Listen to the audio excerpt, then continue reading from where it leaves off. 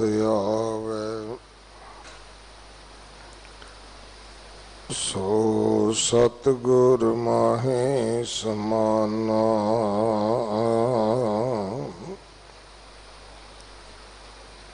एह बाणी जो जियों जाने तिस अंतर रवै हर नामा। बाणी गुरु गुरु है बाणी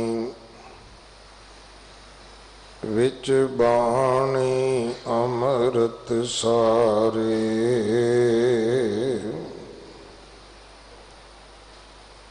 गुरबाणी कहे सेवक जन मानै। पर तख गुरु निस्तारै। बाणी बिरलो विचारसी जे को गुरुमुख होए।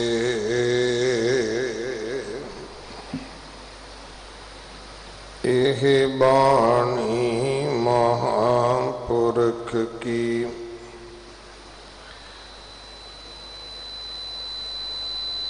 निज कर वासा होए। गोंड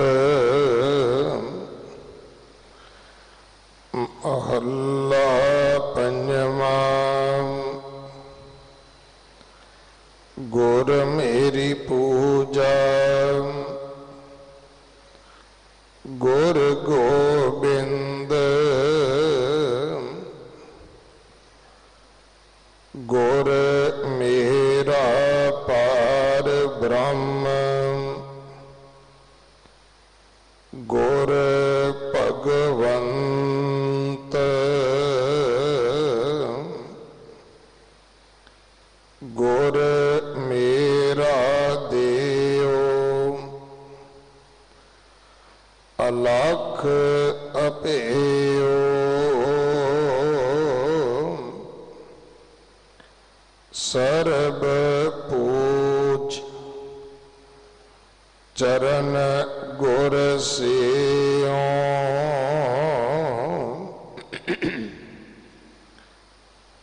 गुर बिन अवर नाहि मैं थाओ। अन दिन जपों गुरु गुर नाम।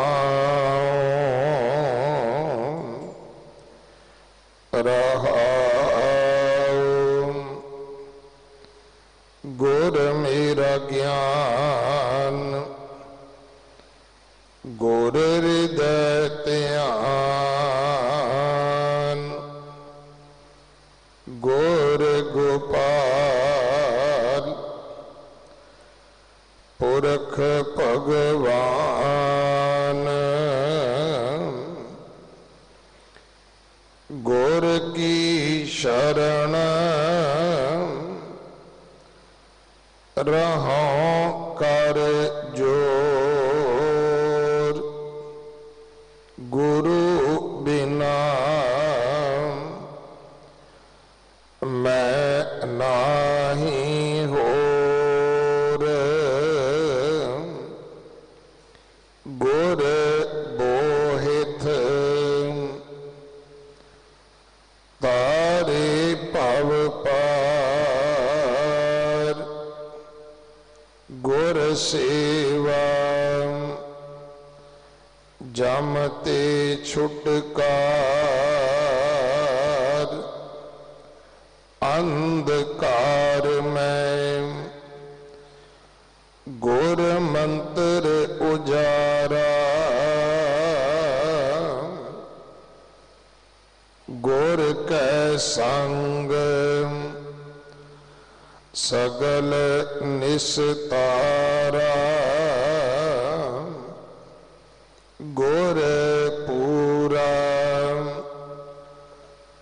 पाइयै वड भागी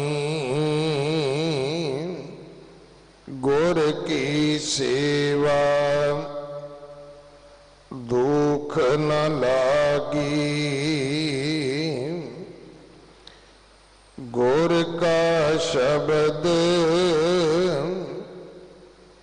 ना मिट कोई गुर नानक नानक हर सोए गुर का शब्द ना मिट कोई गुर नानक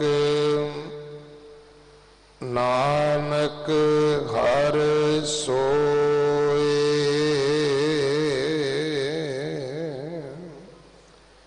वाहिगुरु जी का खालसा वाहिगुरु जी की फतेह।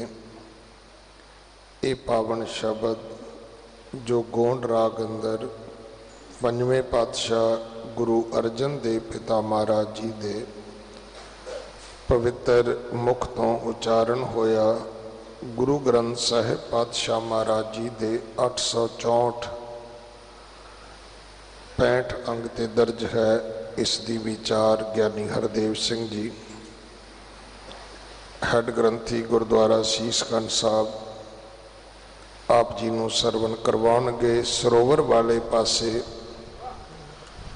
जो पौड़ियां की सेवा हो रही है उसका लेंटर ऐतवार पवेगा।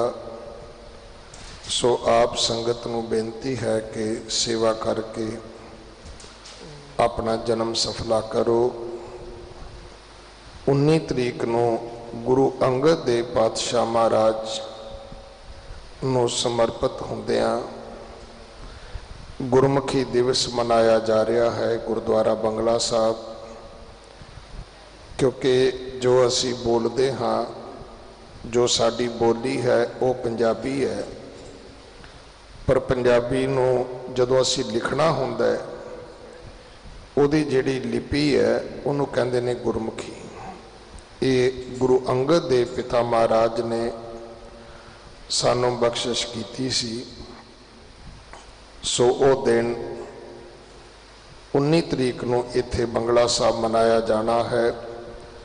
आप जी नूं बेनती है कि आप जी भी बच्चों नूं भेजो, आप भी आओ, आप गुरमुखी पढ़ीए, असी पंजाबी बोलीए, गुरु के चरणों नाल जुड़ सकीए।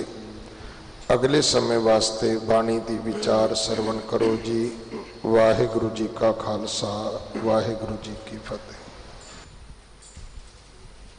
सतनाम वाहिगुरु साहिब जी। तू सुल्तान कहाँ हो मिया, तेरी कवन वडाई। जो तू देह सो कहा स्वामी, मैं मूर्ख कहन ना जाई। तेरे गुण गावा देह बुझाई। जैसे सच में रहूं रज़ाई। जो किश होवा सब किश तुझ ते, तेरी सब असनाई। तेरा अंत ना जाना मेरे साहिब, मैं अंधले क्या चतुराई, क्या हाँ कथे कथे कथ देखा, मैं अकथ ना कथ ना जाई,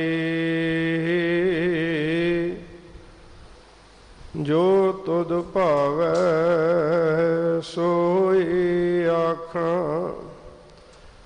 तिल तेरी वड्याई, ज्यों बुलावो त्यों बोलो स्वामी, कुदरत कवण हमारी, साध संग नानक जस गायो, जो प्रभ की अत प्यारी, साध संग नानक जस गायो, जो प्रभ की अत प्यारी।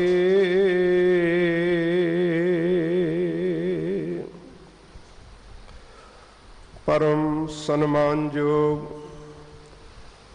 जुगो जुग अटल चवर छतर तख्त दे मालक, निमाणियां दे मान निताणियां दे तान, न्योटियां दी ओड़ निआसरियां दा आसरा, हलत पलत दे राखे लोक परलोक सहायक, दीन दुनी दे मालक, सर्व सुख संपन्न सर्व दुख हरता, सर्व कला समरथ सर्व शक्तिमान, हाजरा हजूर सतगुरु, धन धन साहिब श्री गुरु ग्रंथ साहिब जी महाराज जी दी पावन पवित्र हजूरी अंदर, जिस डिठे सब दुख जाए, ऐसियां वडियाइयां दे मालक बाला प्रीतम गुरु हरकृष्ण साहिब जी महाराज जी दे पावन पवित्र चरण छो प्राप्त इतिहासक अस्थान गुरुद्वारा श्री बंगला साहिब जी विखे जीवन दे विचों समय नूं सफला बनाउण वास्ते अमृत वेले दे सजे होए दीवानां विच हाजरियां भर के सतगुरु सच्चे पातशाह जी दियां बख्शिशां नूं प्राप्त करके जीवन दा आनंद प्राप्त कर रही सतगुरु सच्चे पातशाह जी दी साजी नवाजी अत सत्कारयोग गुरु प्यारी गुरु सवारी साध संगत जीओ, सतगुरु सच्चे पातशाह जी दा कोटान कोट शुक्र है जिन्हां दी कृपा सदका सानू सारियां नूं ये सुभाग समा प्राप्त होया है। समा होया है चल रही श्री गुरु ग्रंथ साहिब जी महाराज जी दे लड़ीवार शब्द दी विचार दा, लड़ीवार विचार अधीन शब्द जिस दा पाठ आप जी ने सत्कारयोग सिंह साहब ज्ञानी रणजीत सिंह जी हैड ग्रंथी गुरुद्वारा बंगला साहिब तिन्हां दे पासों सरवण कीता है। अज दा पावन पवित्र उपदेश शहीदां दे सरताज बाणी के बोहित धन सतगुरु श्री गुरु अर्जन देव जी महाराज सच्चे पातशाह जी दी मुबारक रसना तो गौंड राग विच उचारण किया होया है, जो साहिब श्री गुरु ग्रंथ साहिब जी महाराज जी दे अंग 864 और 65 उपर सुभाएमान है। अज दे अमृत बचनां दे राहें सतगुरु सच्चे पातशाह जी ने साडे संसारियां दे जीवन दी अगवाई करदे होए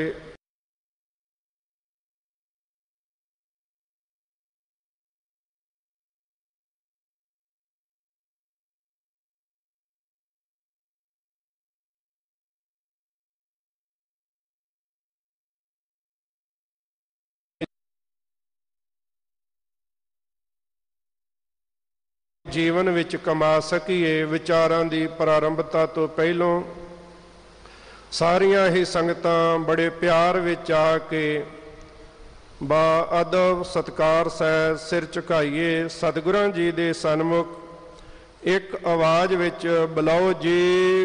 ਵਾਹਿਗੁਰੂ ਜੀ ਕਾ ਖਾਲਸਾ, ਵਾਹਿਗੁਰੂ ਜੀ ਕੀ ਫਤਿਹ। ਸਤਿਗੁਰੂ ਗੁਰੂ ਅਰਜਨ ਦੇਵ ਜੀ ਮਹਾਰਾਜ ਸੱਚੇ ਪਾਤਸ਼ਾਹ ਜੀ ਨੇ ਅੰਮ੍ਰਿਤ ਬਚਨਾਂ ਦੇ ਰਾਹੀਂ ਸਾਡੇ ਸਾਹਮਣੇ ਦੋ ਚੀਜ਼ਾਂ ਰੱਖ ਕੇ ਸਾਨੂੰ ਸਮਝਾਉਣ ਦਾ ਯਤਨ ਕੀਤਾ ਹੈ। ਉਹ ਕਿਹੜੀਆਂ ਨੇ? ਇੱਕ ਸਤਿਗੁਰੂ ਸੱਚੇ ਪਾਤਸ਼ਾਹ ਜੀ ਗੁਰੂ ਦੀ ਗੱਲ ਕਰਦੇ ਨੇ, ਤੇ ਦੂਸਰੀ ਸਤਿਗੁਰੂ ਸੱਚੇ ਪਾਤਸ਼ਾਹ ਜੀ ਇਹ ਜਿਹੜਾ ਸੰਸਾਰ ਰੂਪੀ ਸਾਗਰ ਹੈ, ਜੋ ਸਾਡਾ ਜੀਵਨ ਹੈ, ਇਸ ਜੀਵਨ ਦੇ ਵਿੱਚ ਜਿਹੜੀ ਮਾਇਆ ਦੀ ਮਮਤਾ ਹੈ, ਜਿਵੇਂ ਉਸ ਮਾਇਆ ਦੀ ਮਮਤਾ ਨੇ ਸਾਰੇ ਸੰਸਾਰ ਨੂੰ ਆਪਣੀ ਪਕੜ ਵਿੱਚ ਲਿਆ ਹੋਇਆ ਹੈ। ਸਤਿਗੁਰੂ ਸੱਚੇ ਪਾਤਸ਼ਾਹ ਜੀ ਬਖਸ਼ਿਸ਼ ਕਰਦੇ ਹਨ ਕਿ ਹੇ ਭਾਈ, ਇਸ ਮਾਇਆ ਦੀ ਪਕੜ ਤੋਂ ਬਚਣ ਵਾਸਤੇ, ਕਿਉਂਕਿ ਜਦੋਂ ਸਤਿਗੁਰੂ ਸੱਚੇ ਪਾਤਸ਼ਾਹ ਜੀ ਨੇ ਇਸ ਸੰਸਾਰ ਦੀ ਹਾਲਤ ਦੇਖੀ ਹੈ ਕਿ ਕਿਵੇਂ ਮਮਤਾ ਨੇ ਇਹ ਸਾਰੇ ਸੰਸਾਰ ਤੇ ਆਪਣਾ ਪ੍ਰਭਾਵ ਪਾਇਆ ਹੋਇਆ ਹੈ, ਮਮਤਾ ਦੇ ਵਿੱਚ ਗ੍ਰਸਿਆ ਹੋਇਆ ਮਨੁੱਖ ਮਮਤਾ ਦੀ ਪੂਰਤੀ ਵਾਸਤੇ ਮਾਇਆ ਦੇ ਮੋਹ ਦੇ ਵਿੱਚ ਗ੍ਰਸਿਆ ਹੋਇਆ ਮਨੁੱਖ ਇਸ ਮੋਹ ਨੂੰ ਬਰਕਰਾਰ ਰੱਖਣ ਵਾਸਤੇ ਜੀਵਨ ਦੇ ਵਿੱਚ ਕਈ ਵਾਰ ਐਸੀਆਂ ਗਲਤੀਆਂ ਕਰ ਬੈਠਦਾ ਹੈ ਕਿ ਜਿਹੜੀਆਂ ਨਾ ਤੇ ਮਾਨਵਤਾ ਦੇ ਵਾਸਤੇ ਚੰਗੀਆਂ ਹੁੰਦੀਆਂ ਨੇ ਔਰ ਨਾ ਹੀ ਉਹਨਾਂ ਗਲਤੀਆਂ ਕਰਨ ਦਾ ਕਰਕੇ ਗੁਰੂ ਦੇ ਦਰ ਤੇ ਪ੍ਰਵਾਨਗੀ ਮਿਲਦੀ ਹੈ। ਸਤਿਗੁਰੂ ਸੱਚੇ ਪਾਤਸ਼ਾਹ ਜੀ ਸਮਝਾ ਰਹੇ ਨੇ ਕਿ ਗੁਰ ਬਿਨ ਅਵਰ ਨਾਹੀ ਮੈਂ ਥਾਉ। ਕਹਿੰਦੇ ਨੇ ਇਹ ਸੰਸਾਰ ਰੂਪੀ ਸਾਗਰ ਜਿਹੜਾ ਮਾਇਆ ਦੇ ਮੋਹ ਦਾ ਭਰਿਆ ਪਿਆ ਹੈ,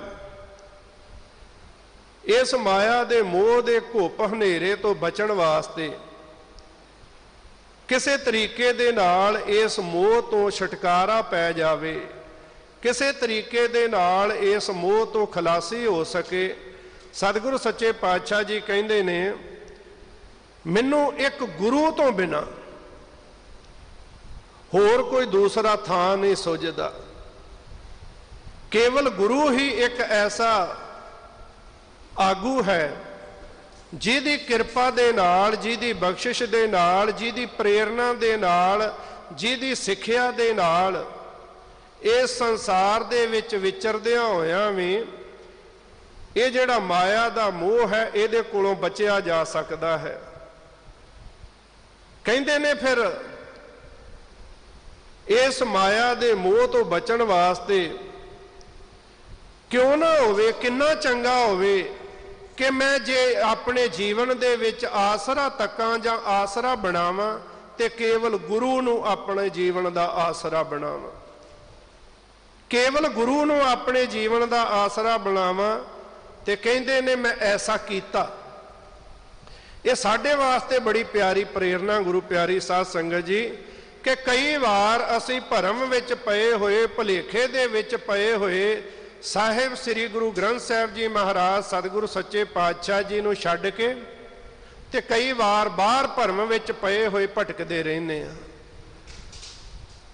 ਸਤਿਗੁਰੂ ਸੱਚੇ ਪਾਤਸ਼ਾਹ ਜੀ ਦੀ ਅੰਮ੍ਰਿਤ ਬਾਣੀ ਪੜ੍ਹੀਏ ਨਾ, ਆ ਹੁਣੇ ਤੁਸੀਂ ਆਸਾ ਜੀ ਦੀ ਵਾਰ ਦਾ ਕੀਰਤਨ ਸਰਵਣ ਕੀਤਾ ਹੈ, ਤੇ ਸਤਿਗੁਰੂ ਸੱਚੇ ਪਾਤਸ਼ਾਹ ਜੀ ਆਸਾ ਜੀ ਦੀ ਵਾਰ ਦੇ ਆਰੰਭ ਦੇ ਵਿੱਚ ਹੀ ਬੜਾ ਪਿਆਰਾ ਬਚਨ ਕੀਤਾ ਹੈ। ਆਰੰਭਤਾ ਹੀ ਗੁਰੂ ਤੋਂ ਕੀਤੀ ਹੈ। ਕਹਿੰਦੇ ਨੇ ਦੇਖੋ ਗੁਰੂ ਕੈਸਾ ਹੈ। ਸਤਿਗੁਰੂ ਜੀ ਕਹਿੰਦੇ ਨੇ, ਬਲਹਾਰੀ ਗੁਰ ਆਪਣੇ ਦਿਓ ਹਾੜੀ ਸਦਵਾਰ, ਜਿਨ ਮਾਨਸ ਤੇ ਦੇਵਤੇ ਕੀਏ ਕਰਤ ਨ ਲਾਗੀ ਵਾਰ। ਇਹ ਗੁਰੂ ਦੇ ਵਿੱਚ ਇੱਕ ਸਮਰੱਥਾ ਹੈ, ਗੁਰੂ ਦੇ ਵਿੱਚ ਇਹ ਤਾਕਤ ਹੈ ਕਿ ਜਿਹੜਾ अपनी किरपा दे नाल घट बुद्धि वालियां नूं, घट सियाणप वालियां नूं, सधारण व्यक्तियां नूं भी कहंदे ने ਉਹ बुद्धिमान श्रेष्ठ बुद्धि ਦੇ मालक बना ਦਿੰਦਾ है। ਇੱਥੇ ਦੇਵਤਿਆਂ ਦੀ, ਉਹਨਾਂ ਦੇਵਤਿਆਂ ਦੀ ਗੱਲ ਨਹੀਂ ਹੈ ਜਿਨ੍ਹਾਂ ਦੇਵਤਿਆਂ ਦੀ ਅੱਜ ਪੂਜਾ ਕੀਤੀ ਜਾਂਦੀ ਹੈ। ਸਤਿਗੁਰੂ ਸੱਚੇ ਪਾਤਸ਼ਾਹ ਜੀ ਉਸ ਮਤ ਦੀ ਗੱਲ ਕਰਦੇ ਹਨ ਕਿ ਗੁਰੂ ਦੇ ਵਿੱਚ ਇਹ ਸਮਰੱਥਾ ਹੈ। ਜਦੋਂ ਗੁਰੂ ਦੇ ਸ਼ਰਨ ਵਿੱਚ ਆ ਕੇ ਜਗਿਆਸੂ ਇਹ ਅਰਦਾਸ ਕਰਦਾ ਹੈ, ਸਤਿਗੁਰੂ ਜੀ ਤੂੰ ਸਮਰੱਥ ਵੱਡਾ, मेरी मत थोड़ी राम, तेरी समर्था की है, मैं ते थोड़ी मत दा मालक है, पर तेरी समर्था की है कि पाले अकिरत घना, पूर्ण दृष्ट तेरी राम। हे मेरे सतगुरु जी तू ही एक ऐसी समर्था दा मालक है, इन्नी ताकत दा मालक है जिहदी बख्शिश दे नाल सारा संसार चल रहा है। तू किते अपने तेरे चरनां दे नाल प्यार करन वालियां दी ही पालना नहीं करदा, तू ते अकिरत घणां दी भी पालना करदा है। जदों असीं बाणी पढ़दे हां, सतगुरु गुरु अर्जन देव जी महाराज जी दे अमृत बचन हन, कहंदे ने वो जिहड़ा अकिरत घणां दी पालना करदा है, जिहड़ा अकिरत घणां नूं पालदा है, तू की करना कर, तू उस मालक प्रभु जी दे नाम नू जपना कर। रमैया के गुण चेत प्राणी, कवन मूल ते कवन दृष्टानी, जिंतु साज सवार सिंगारिया, गर्भ अगन में जिने उभारिया। बाल व्यवस्था तुझे प्यारे, दूध भर जोबन भोजन सुख सूद, बिरद भया ऊपर साक सैन, मुख अप्याओ बैठ को देन। हुण सतगुरु सच्चे पातशाह जी ने वो साडे जीवन का सारा नक्शा साडे सामने रख दिता कि क्यों तू उस परमेश्वर की आराधना करनी है, क्यों तू उस गुरु नू याद करना है। कहंदे ने देख उस मालक ने तेरे ते इन्नी वड्डी बख्शिश कीती, इन्नी वड्डी बख्शिश कीती कि तेनू इस संसार दे विच एक बड़ा सुंदर स्वरूप दे के भेजिया। इस संसार दे विच आउण तो पहलों तेरी खुराक दा प्रबंध कीता, ते जिवें जिवें तेरी जिंदगी दा पंध चलदा है, जिवें जिवें तेरा जीवन अगे चलदा है, जीवन दियां लोड़ां अनुसार उस मालक प्रभु ने तेरी हर लोड़ दा प्रबंध कीता होया है। इत्थों तक कि कहंदे देख एक दिन बचपना सी, बचपन विच जिहड़ी लोड़ींदी खुराक सी, दुध दी लोड़ सी, तेरे वास्ते परमात्मा ने दुध दा प्रबंध कीता। जवानी दी खुराक, जवानी दी उम्र विच जवानी दी खुराक दा प्रबंध कीता। इस तो अगे बुढ़ेपा आ गया, जदों शरीर दी ताकत घट जांदी है, शरीर कमजोर पै जांदा है, शरीर दी हर मूवमेंट जिहड़ी है वो स्लो हो जांदी है। ते कहंदे ने देख वो शरीर दी हर मूवमेंट स्लो हुंदी हुंदी एक दिन इत्थे आके रुक गई कि अपने आप कई बार बुढ़ेपे दे विच आके मनुख दे कोलों अपना खाण वाला भोजन भी अपने हथ दे नाल मूँह विच नहीं पाया जाता। सतगुरु सच्चे पातशाह जी कहंदे ने उस मालक ने देख तेरे बुढ़ेपे दे वास्ते भी तेरा कुटुंब, तेरा परिवार ऐसा बना दिता कि तेरे लोड़ वेले वो तेरे मुंह दे विच ग्राही पा सके। इस करके तू करना की कर, तू उस मालक नू सदा याद करना कर, उस मालक दे नाम दी आराधना कर। क्यों? सतगुरु सच्चे पातशाह जी कहंदे ने जिहड़ा एक छिण दे विच ही ऐसी मत दा मालक बना दिंदा है कि जिस मत नू ग्रहण करके मनुख नू ये समझ आ जाती है कि भई प्राप्त मनुख देहरिया, गोबिंद मिलन की ए तेरी भरिया, अवर काज तेरा किते ना काम, मिल साध संगत भज केवल नाम। कहंदे ने ये गुरु दे विच समर्था है, गुरु दी एक ताकत है। ते गुरु प्यारी साध संगत जी जिस पावन पवित्र स्थान ते असीं जुड़ बैठे हाँ, बाला प्रीतम गुरु हरकृष्ण साहब जी महाराज जदों पंजोखरे आए ने ये दिल्ली वालों आउण वास्ते, आप सारे इस साखी तो ਭਲੀ ਭਾਂਤ ਜਾਣੂ ਹੋ ਕਿ ਜੇ ਉਥੇ ਕਿਸੇ ਗਿਆਨ ਪ੍ਰਾਪਤ ਕਰਨ ਵਾਲੇ ਹੰਕਾਰੀ ਮਨੁੱਖ ਨੇ ਕੇਵਲ ਕਿਤਾਬੀ ਗਿਆਨ ਦਾ ਹੰਕਾਰ ਕਰਦੇ ਹੋਏ ਸਤਿਗੁਰੂ ਸੱਚੇ ਪਾਤਸ਼ਾਹ ਜੀ ਦੀ ਸਮਰੱਥਾ ਨੂੰ ਪਰਖਣ ਦਾ ਯਤਨ ਕੀਤਾ ਹੈ, ਤੇ ਫਿਰ ਗੁਰੂ ਪਿਆਰੀ ਸਾਧ ਸੰਗਤ ਜੀ ਜਿਹੜੇ ਕੇਵਲ ਕਿਤਾਬੀ ਗਿਆਨ ਦੇ ਨਾਲ ਅਧਿਆਤਮਕ ਮਾਰਗ ਤੇ ਚੱਲਣ ਵਾਲਿਆਂ ਦੀ ਪਰਖ ਕਰਨੀ ਚਾਹੁੰਦੇ ਨੇ, ਕਿਉਂਕਿ ਇਹ ਕਿਤਾਬੀ ਗਿਆਨ ਸਾਡੇ ਗਿਆਨ ਵਿੱਚ ਤੇ ਵਾਧਾ ਕਰ ਸਕਦਾ ਹੈ, ਪਰ ਜਿੰਨਾ ਚਿਰ ਪ੍ਰੈਕਟੀਕਲ ਨਹੀਂ ਹੋਵੇਗਾ ਉਹਨਾਂ ਚਿਰ ਇਹ ਕਿਤਾਬੀ ਗਿਆਨ ਦੇ ਨਾਲ ਸਾਡੇ ਜੀਵਨ ਦੀ ਸਫਲਤਾ ਨਹੀਂ ਹੋਵੇਗੀ। ਅੱਜ ਵੀ ਸਮਾਜ ਵਿੱਚ ਅਨੇਕ ਐਸੇ ਪ੍ਰਾਣੀ ਨੇ ਜਿਨ੍ਹਾਂ ਦੇ ਕੋਲ ਇਹ ਕਿਤਾਬੀ ਗਿਆਨ ਬਹੁਤ ਹੈ, ਪਰ ਉਹਨਾਂ ਦੇ ਜੀਵਨ ਦੇ ਵਿੱਚ ਪ੍ਰੈਕਟੀਕਲ ਰੂਪ ਵਿੱਚ ਘੱਟ ਹੋਣ ਕਰਕੇ, ਕਿਉਂਕਿ ਘਾਲਣਾ ਘੱਟ ਹੈ, ਆਰਾਧਨਾ ਘੱਟ ਹੈ, ਸਾਧਨਾ ਨਹੀਂ ਹੈ, ਕੇਵਲ ਗਿਆਨ ਤੇ ਹੈ, ਗਿਆਨ ਦੇ ਨਾਲ ਸਾਧਨਾ ਨਹੀਂ ਹੈ, ਤੇ ਉਹ ਗਿਆਨ ਦੇ ਬਲ ਬੂਤੇ ਤੇ ਦੂਸਰੇ ਮਨੁੱਖਾਂ ਤੇ ਤਰਕ ਵੀ ਕਰਦੇ ਨੇ। ਇਹ ਬਾਲਾ ਪ੍ਰੀਤਮ ਗੁਰੂ ਹਰਕ੍ਰਿਸ਼ਨ ਸਾਹਿਬ ਜੀ ਮਹਾਰਾਜ ਜੀ ਦਾ ਪਾਵਨ ਇਤਿਹਾਸ ਔਰ ਉਹ ਪੰਜੋਖਰੇ ਵਾਲੀ ਜਿਹੜੀ ਘਟਨਾ ਹੈ ਗੁਰੂ ਪਿਆਰੀ ਸਾਧ ਸੰਗਤ ਜੀ, ਉਹ ਸਾਨੂੰ ਪ੍ਰੇਰਨਾ ਕਰਦੀ ਹੈ ਕਿ ਪੜ੍ਹਿਆ ਅਨਪੜ੍ਹਿਆ ਪਰਮ ਗਤ ਪਾਵੇ। ਇਸ ਘਰ ਦੇ ਵਿੱਚ ਦੁਨਿਆਵੀ ਗਿਆਨ ਦੀ ਗੱਲ ਨਹੀਂ ਹੈ, ਹਾਂ ਮਨੁੱਖ ਦੇ ਕੋਲ ਜਾਣਕਾਰੀ ਗਿਆਨ ਹੋਣਾ ਬੜਾ ਜ਼ਰੂਰੀ ਹੈ, ਪਰ ਗਿਆਨ ਕਿਤੇ ਹੰਕਾਰ ਦਾ ਰੂਪ ਨਾ ਧਾਰਨ ਕਰ ਜਾਵੇ। ਜੇ ਕਿਤੇ ਗਿਆਨ ਨੇ ਹੰਕਾਰ ਦਾ ਰੂਪ ਧਾਰਨ ਕੀਤਾ ਹੈ ਤੇ ਆਪ ਜੀ ਜਾਣਦੇ ਹੋ ਪੰਡਤ ਲਾਲ ਚੰਦ ਗਿਆਨ ਦੇ ਹੰਕਾਰ ਵਿੱਚ ਆ ਕੇ ਬਾਲਾ ਪ੍ਰੀਤਮ ਸਤਿਗੁਰੂ ਸੱਚੇ ਪਾਤਸ਼ਾਹ ਗੁਰੂ ਹਰਕ੍ਰਿਸ਼ਨ ਸਾਹਿਬ ਜੀ ਮਹਾਰਾਜ ਜੀ ਦੀ ਪਰਖ ਕਰਨੀ ਚਾਹੁੰਦਾ ਹੈ, ਜਿਵੇਂ ਅੱਜ ਤੱਕ ਆਪਣੇ ਜੀਵਨ ਵਿੱਚ ਕਰਦਾ ਆ ਰਿਹਾ ਸੀ। ਦੂਸਰੇ ਵਿਦਵਾਨਾਂ ਨੂੰ ਇਸ ਗਿਆਨ ਦੇ ਬਲਬੂਤੇ ਦੇ ਨਾਲ ਬਾਦ ਦਲੀਲ ਹਰਾ ਕੇ ਤੇ ਫਿਰ ਆਪਣਾ ਲੋਹਾ ਮਨਾਉਣਾ ਉਹਨਾਂ ਨੂੰ ਕਿ ਮੇਰੇ ਵਰਗਾ ਕੋਈ ਗਿਆਨਵਾਨ ਨਹੀਂ ਹੈ। ਪਰ ਸਤਿਗੁਰੂ ਗੁਰੂ ਹਰਕ੍ਰਿਸ਼ਨ ਸਾਹਿਬ ਜੀ ਮਹਾਰਾਜ ਜੀ ਨੇ ਇੱਥੇ ਉਸ ਹੰਕਾਰ ਦੇ ਗਰਸੇ ਹੋਏ ਮਨੁੱਖ ਤੇ ਤਰਸ ਕੀਤਾ ਹੈ। ਉਸ ਹੰਕਾਰ ਦੇ ਗਰਸੇ ਹੋਏ ਮਨੁੱਖ ਤੇ ਕੇਵਲ ਤਰਸ ਕੀਤਾ ਹੈ ਕਿ ਇਹਦੇ ਕੋਲ ਗਿਆਨ ਬਹੁਤ ਹੈ, ਪਰ ਗਿਆਨ ਦਾ ਹੰਕਾਰ ਕਰਨ ਕਰਕੇ ਇਹ ਜਿਹੜਾ ਅਸਲੀ ਧਰਮ ਦਾ ਮਾਰਗ ਹੈ ਉਹਦੇ ਤੋਂ ਖੁੰਝ ਗਿਆ ਹੈ। ਇਹਨੇ ਗਲਤ ਰਸਤਾ ਅਖਤਿਆਰ ਕਰ ਲਿਆ, ਹੰਕਾਰ ਦੀ ਪੂਰਤੀ ਵਾਸਤੇ ਦੂਸਰਿਆਂ ਦੀ ਅਨਾਦਰੀ ਕਰਦਾ ਹੈ। ਸਤਿਗੁਰੂ ਸੱਚੇ ਪਾਤਸ਼ਾਹ ਜੀ ਤਰਸ ਦੇ ਘਰ ਵਿੱਚ ਆਏ ਨੇ ਤੇ ਉਸ ਪੰਡਤ ਲਾਲ ਚੰਦ ਨੂੰ ਸਮਝਾਇਆ ਹੈ ਕਿ ਲਾਲ ਚੰਦ, ਜਿਸ ਗਿਆਨ ਦਾ ਤੈਨੂੰ ਬਹੁਤ ਹੰਕਾਰ ਹੈ ਨਾ, ਇਹ ਹੰਕਾਰ ਜੀਵਨ ਵਾਸਤੇ ਚੰਗਾ ਨਹੀਂ ਹੈ।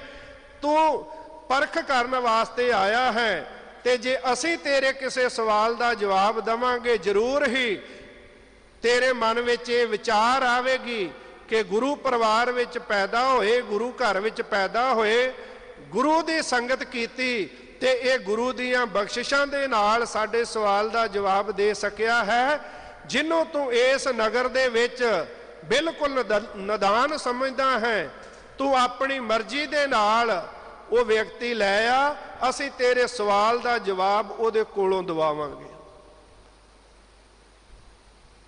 ਸਤਿਗੁਰੂ ਸੱਚੇ ਪਾਤਸ਼ਾਹ ਜੀ ਨੇ ਰਹਿਮਤ ਕੀਤੀ, ਪੰਡਤ ਲਾਲ ਚੰਦ ਦਾ ਇੱਥੇ ਹੰਕਾਰ ਖਤਮ ਕਰਕੇ ਪੰਡਤ ਲਾਲ ਚੰਦ ਨੂੰ ਜੀਵਨ ਦਾ ਅਸਲੀ ਜਿਹੜਾ ਗਿਆਨ ਸੀ, ਸੋਝੀ ਸੀ, ਇਸ ਅਧਿਆਤਮਕ ਜੀਵਨ ਦੀ ਸਫਲਤਾ ਵਾਸਤੇ, ਇਸ ਮਨੁੱਖਾ ਜਨਮ ਦੀ ਸਫਲਤਾ ਦੇ ਵਾਸਤੇ ਜਦੋਂ ਉਸ ਤੋਂ ਜਾਣੂ ਕਰਾਇਆ ਤੇ ਗੁਰੂ